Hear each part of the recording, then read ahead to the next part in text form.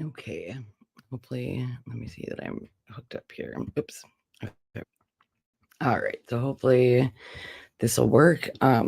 So I unfortunately, even though I said I was going to be on today at like 3, I went down like this huge like rabbit hole today with a bunch of different things when I was prepping to go live today at 3.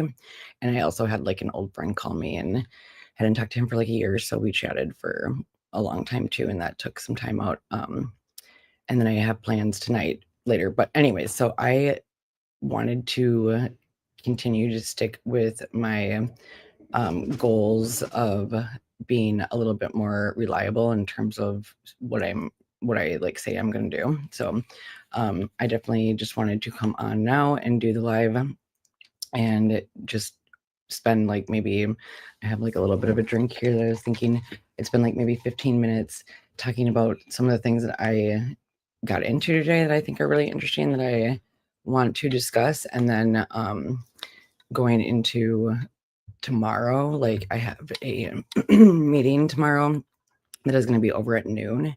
So I'll plan on going live at like 12:31 tomorrow. Hopefully the verdict won't be back, or if it is, I don't know, maybe that's something else to discuss. But I definitely am planning on doing an extended lengthy live tomorrow to cover kind of all of the things that I got into today.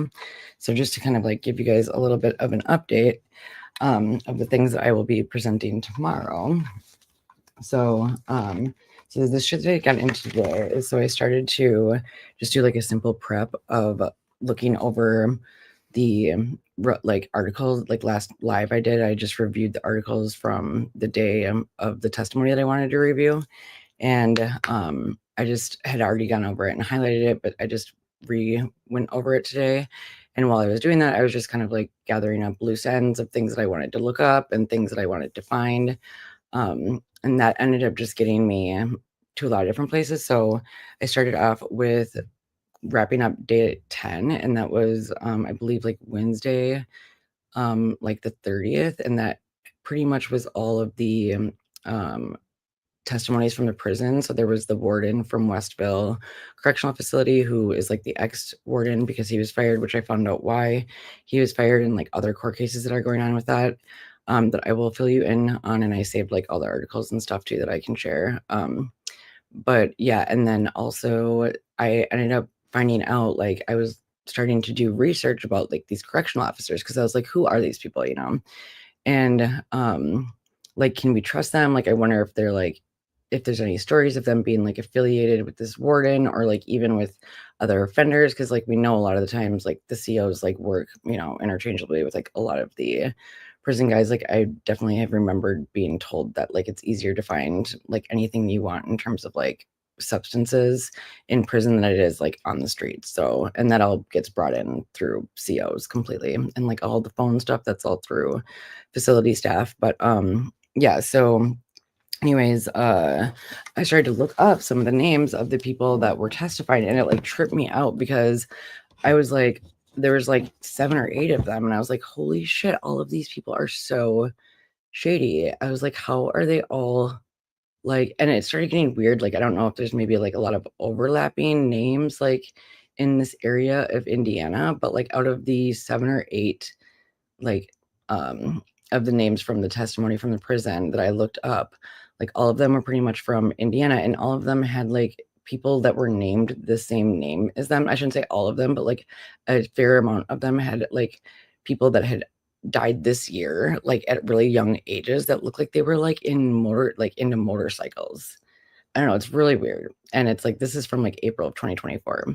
So I saved all of that information, and then I actually ended up finding out, and like we'll have to like maybe dissect it a little bit more like clearly tomorrow when I share this stuff. But like when I was reading about these people that were testifying, I was like, like all of them like literally were like M words, like they red rummed people and like graped people.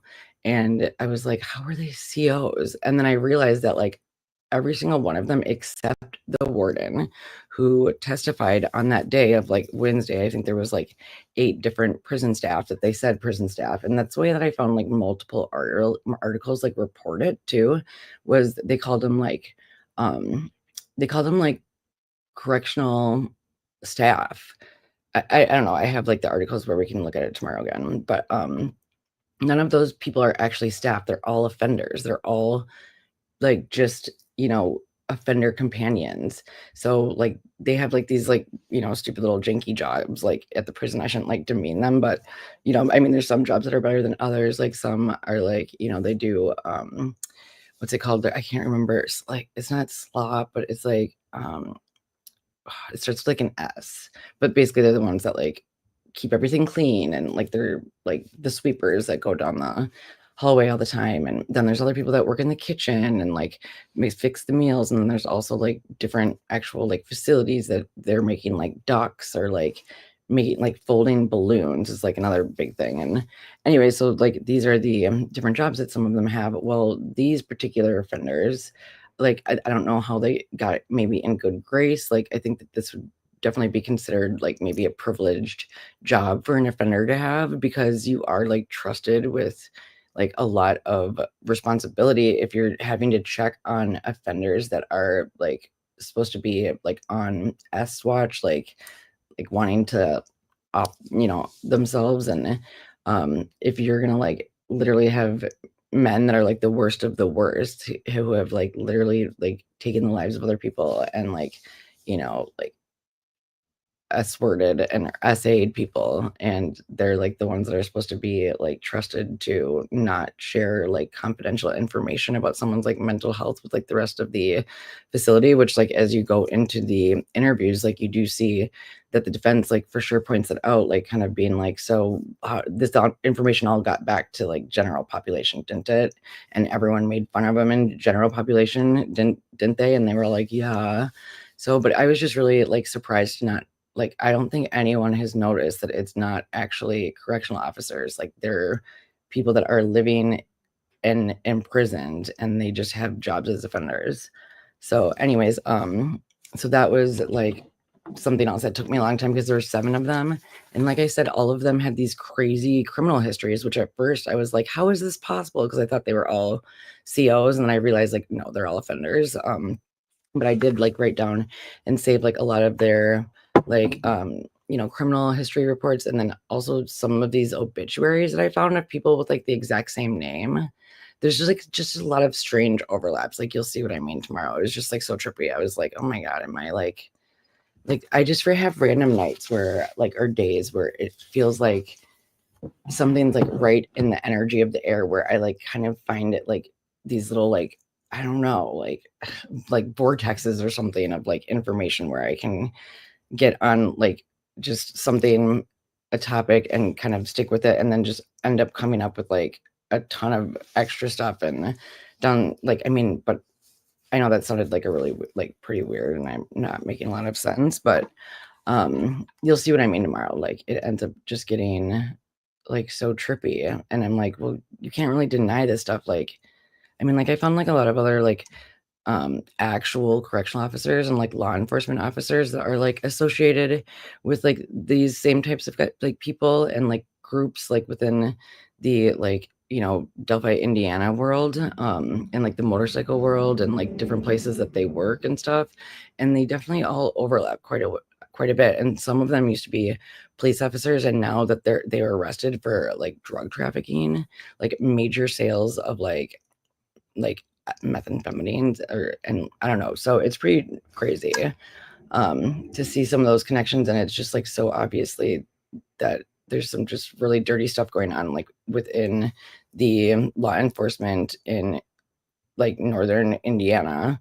And like the other thing, okay, I also like the other thing that I went down this crazy rabbit hole was with ChatGPT, and like ChatGPT like filled me in on a bunch of stuff like about Indiana and like its history, and like it was part of like the Underground Railroad, and like there was like a lot of like abolitionists that lived there in the beginning, and like a lot of these courthouses that are currently being used or like considered historical, like they're actually some of the places that they all like met in the beginning. It was like kind of like this their civil hall, like it was used for like everything.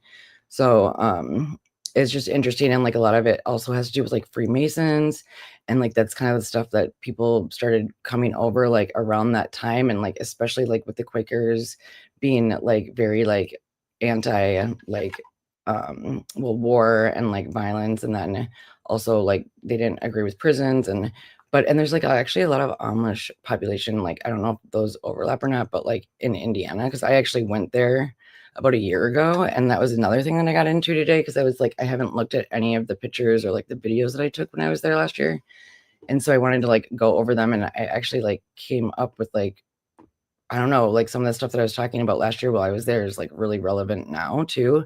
So I kind of, like, went down and looked a little bit further into some of those things, and they, like, really did match up with, like, a lot of the stuff that I'm, like, currently thinking a year later. So I'm saving those, and, like, I'm gonna plan on sharing those tomorrow too. So I'm sorry this is, like, a lame live, but I do feel like I said, I wanna just keep, being reliable to at least, like, signing in when I say I will, and then but tomorrow I promise I'm gonna talk about all this. And then okay, so yeah, the COs that weren't actually COs, and then, like, other weird stuff with, like I said that, yeah, and then, oh, and then I did a second review of the, Wallace testimony, and that, like, I think I have a lot to say about, and I was thinking, oh, like, it would be because this is all the stuff, like, that I did, and I do have, like, a lot of examples of, like, redacted psyche evals that I've done, like, all different types of psyche evals, because there's, like, a huge, like, I mean, there's yeah, I'll get into it, because Dr. Walla, kind of what you hear in her testimony, it's pretty confusing if you don't know exactly what she's talking about, so I'll kind of help explain that, and then I'll actually, like, use some of my redacted stuff to, like, as an example to kind of help explain what she's talking about. And I think that they definitely, like, did malpractice, like, with him in there, obviously, I mean, keeping him in seg, but, like, also just with the way that they treated him in terms of, like, what he was reporting when he showed up to prison, and then how long it took them to actually, like, start looking into it, like, to the point where he basically had, like, just, like, literally gone insane, and they weren't even giving him, like, the time of day before that, because they just always assume that people are lying, and it's, like, so weird because it's always just the MO of them, and, like, oh, okay, interesting. Dragonman Assassin says, "After 2020, I started to notice the tribal nature of cops." Oh, yeah, totally. I mean, in general, for sure, but I mean, yeah, my channel is ACAB, and I, like, am not, a crazy person or anything. Like I said, I worked in the prisons, like, as a psych. I feel like I'm a pretty reasonable person.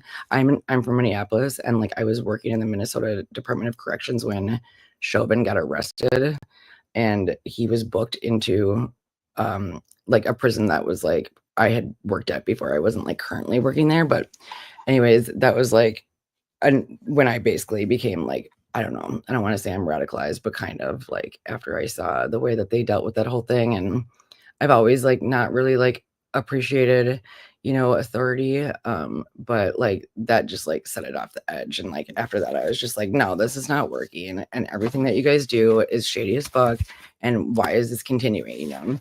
Like, we need to, like, call, I mean, they're literally, like, M-wording people that are, like, finding, I mean, I literally feel like it's, like, a huge, like, trafficking circle, like, having to do with, like, different kind of, like, mafia, like the Mexican mafia, and then I think that overlaps, like, with a lot of the people that have power, like, in the smaller governments, like, in Indiana and a lot of these other cities, like in Idaho and in Florida, and I actually found, like, a lot of connections between, like, some of these cities and, like, where people live, like, where their obits were, who they were connected with, and then, like, where they were getting arrested, and, like, also just, like, well-known kind of, like, trafficking areas that are, like, uh, I mean, honestly, this sounds crazy, but ChatGPT is actually the one that kind of, like, got me thinking about this, so, like, don't blame me, but, like, yeah, like, it's almost, like, into, like, I don't know, like, underground railroad stuff, and having to do with, like,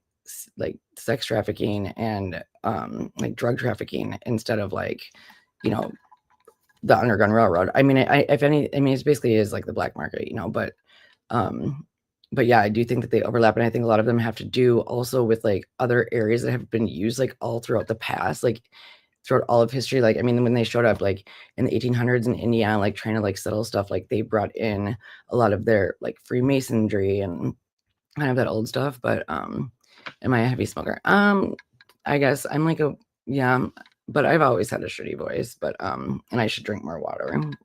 But yeah, it like my voice changes, but anyways, but I do smoke.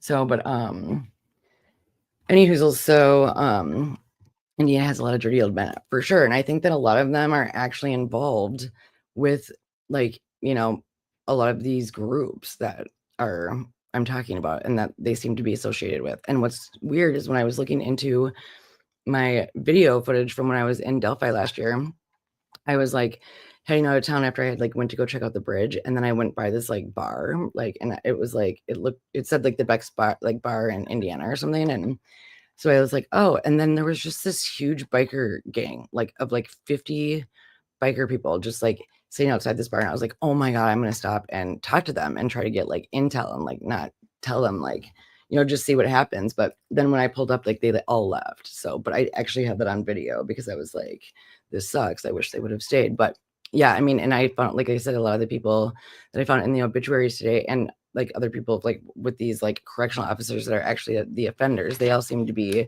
like a part of like some white supremacy, like Odinist type gangs, So yeah, and then let's see. Okay, so yeah, when I went into like Walla's testimony, like I took more notes on that, and then I went and found, like I said, like I went through all of my assessments. Like, so they talk about malingering. I found all of my different malingering tests, like all my notes on how to do it. Like, I'll show you guys. Like, hold on. It's crazy. Like, so like here's like some of my binders. Like, this is shit that I like literally like when I gave up like working in the prisons and stuff. I was just so like exasperated. I was like, screw you guys. Like, look at this one. Like, I have put so much time and work into this shit, and like, I mean, I have a lot of information that I feel like, I mean, I don't know. It's pretty interesting stuff, and a lot of it is redacted. So I think it would be helpful, like, for people if you're interested to just kind of like, you know, review some of the different types of assessments, because there's also like, like I was talking about the regular psych assessment today, and that's like super limited in like prison world, but in like community world it's totally different. And then there's also like psychosexual evaluations, and then there's like neurocognitive assessments, and like I mean, there's also like parenting evaluations, like, and the malingering tests that usually go along with like the psych eval. And I like kind of have a huge like, I mean, I don't know, I did it forever, so I have like a ton of, and I kind of was anal about it. So every time I would like learn a new assessment, I would take like crazy notes about it, and then I'd kind of file it away. So I'd have like a cheat sheet like every time that I was like typing, and same with like the soap notes that I can explain about too, because the different evals are like, different people can do them, and like there's different time restraints and like restrictions, and like also like what they determine. So I think it's like important to kind of like know those nuances too, if you like want to understand like the case really well. But yeah, so I have the malingering test that we can talk about, and yeah, psychosexual, cognitive, I have personality, a bunch of personality stuff, and projective like assessments, which is like the Rorschach, and like other kind of like, I don't know, fill in the blank, like finish sentences, or like, draw something. And so I have so that stuff is pretty interesting too. Oh, and the hair, like the psychopathic like checklist or whatever, I have that too. Like, I mean, this is like, I would get sued if I like showed you guys like, the full assessments, but I can definitely like talk about exactly like, what it does and like what type of questions they use in order to measure it, so you can actually see if it's legit or not. Because I feel like a lot of the stuff that they do, and like this is from someone who like literally has spent so much time like, learning and practicing this stuff. Like, I mean, a lot of it, I mean, I think most of it's bullshit, like, and it's like nice to use like when you're in treatment with someone, if it's not like a life or death situation. But like, in prisons and stuff, like a lot of the weight that goes into some of these evaluations that are like really based off of like not a lot of actual like, science and like objective information. I mean, even IQs, like that is all kind of, in my opinion, a little bit subjective as well. Like, I don't know, there's like certain intelligences that like we can't necessarily measure, or we don't know how to. And but yeah. Okay, someone said in the prison guard that stood his face. Um I don't know what, oh, stood. I don't know what that means, Jenny. Sorry. Oh, wait. Tattooed. Oops. Prison guard that tattooed his face. Oh, wait. Did one of the prison guards have a tattoo on their face? I like don't doubt that for a second. So Beyond Fire says, did you or do you approve Dr. Bonica Wallace's behavior?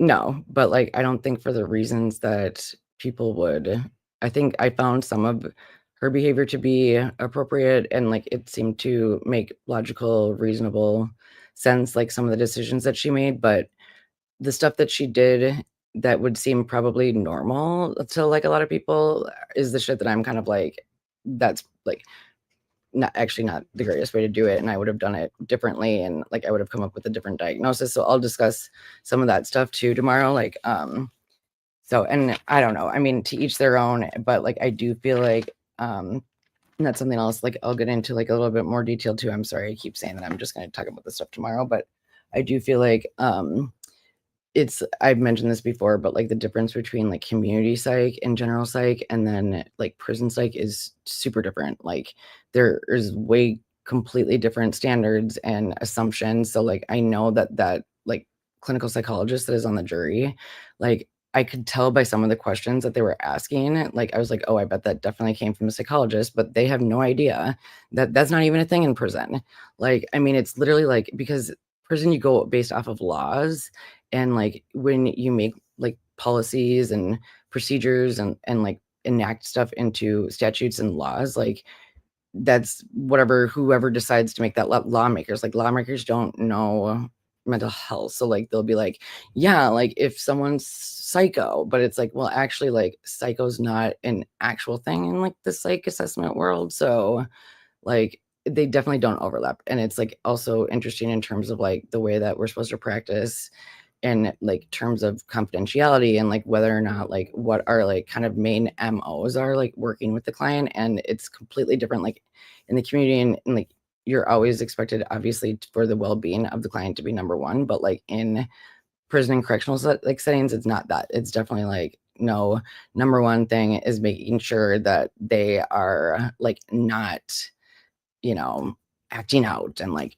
being the bad offenders that they are. And like, you know, they like will like we have orientation and they'll like be like, oh, they'll try to trick you. And I mean, which is true. Like a lot of them are like very manipulative and stuff. But I also feel like if you just like, I mean, we just, I don't know. Like yeah, I'll get more into that too. But I just feel like the setting in a prison is not like the healthiest for like a therapeutic environment. Like, and I also like do question like why like we're wanting to like get people in prison and then make them worse like when we send them back out into the community. Like that doesn't make a lot of sense. I feel like as long as they're in there and we have them and like we're having to pay like to house them and stuff, like why not like actually like give them like therapeutic skills so they like don't get out and like, you know, are unable to control their like, you know, drug habit or their anger, and they end up like, you know, offing off one of their other like girlfriends of like strangulation or whatever, you know what I mean? So, but yeah, so like the assessments I'll share, and like I showed you those books, and I'll kind of, yeah, there was like one assessment that I think would relate really well to Richard Allen's. Like I feel like it's very similar. So I was thinking of talking about that. And then let's see, I also looked into the court cases that the fired warden was involved with. So talk about that. He like totally was just like like I don't know, he's just a skis. And I found my footage from my trip to Delphi that I'll play for you guys. And then like, I think that's maybe it, for now. And that was just getting through like day 12 with Dr. Walla. But like after that, I was hoping to, like do a like third or fourth video to finish going over the Dina Dwenger stuff, and then like I've already reviewed all of it, but I just want to like go over it one more time before I come on, so I feel like a little bit more prepared, like in terms of like I'm totally prepared to come on tomorrow. So I will plan on being on for sure tomorrow. I'll just set the live right now for tomorrow afternoon at like 12:30 or 1, and then I'll plan on bringing all that stuff and discussing it. So I'm sorry that okay, someone said, do you think RA's confession is truthful or false? Yeah, I don't know, honestly. Like, like part of me feels like he might be involved, but like I know for sure he didn't do it alone. And like I think like more of me is like inclined to think like he probably got like set up. But then there's also another part of me that's kind of like there are like enough, you know, I could see it being like a big ring thing. And that's the other thing that I was looking into. Okay, this is the last thing that I was going to mention too, but like it's like a weird overlap with like a lot of that like the Greek stuff and like the pagan stuff. You know, there's like Odinism, but then it's Delphi, and then there's like the oracles. And like I don't know if you guys know like a lot about like Norse paganism, but like I don't know, I'm kind of like witchy and metaphysical stuff. And so I actually have like a pretty big I don't know, like I guess a relatively good grasp on some of the like Norse pagan gods and like their practices and rituals and stuff. And like I looked into some of the runes that they like considered were like part of the sticks like on the bodies at the crime scene. And like I don't know, like a lot of them have to do well. And Odin himself, like he was the he basically like hung up like okay, let me just say this real quick because I feel like I'm not gonna be able to explain this. Like, okay, but so there was like Yardasil, which was like the tree of life, basically, but it was where Odin like hung himself like on the tree for like I think it was like 7 days and 7 nights. It's like very similar to like Jesus Christ type stuff, but like he wasn't like he hadn't like completely unalived himself, but he also wasn't completely alive. So he was like halfway in between both worlds, and that was like almost a portal for him to be able to like connect the mortal world and like the god world. And so like with Odinism itself, like well, and also so in Delphi is like connected to like where like the oracles also basically did the same exact thing, where it was like this like vortex or portal world between the two. I don't know, it was just like weird that they're so similar, like Odinism and then Delphi. And like they both kind of are, I feel like if you're doing like a ritualistic M word thing, you'd probably be doing it to like invoke some type of like, you know, I don't know, like magician type stuff, like where maybe you would want to be able to use magic to, I don't know, yeah, like use spirits to like have your back and like, you know, do curses on people. Like, I mean, I think people can sometimes like, depending on like you know, different I don't know for sure, but, obviously I don't anyways, so I think that these Odinism people definitely believe in those rituals and, like, getting a lot of power and, like, maybe becoming, like, part mortal, so or, like, immortal, half and half or whatever, so, yeah, but I'll go over some of that stuff tomorrow too, and anyways, yeah, because I'll get into the other it's just crazy, the whole, like, Underground Railroad and all the connections between the different places, like, because a lot of them ChatGPT just went off, but anyways, it's a whole thing. Um, so anyways, I will plan on seeing you guys tomorrow. Thanks for being here. If you guys are, subscribed, please, please subscribe. That'd be super awesome. I'm trying to get, like, to 500 people by the end of the year, and I only need, like, 100 more, so, and yeah, alright. I hope everyone has a good night, and peace and love. See you guys tomorrow. Bye.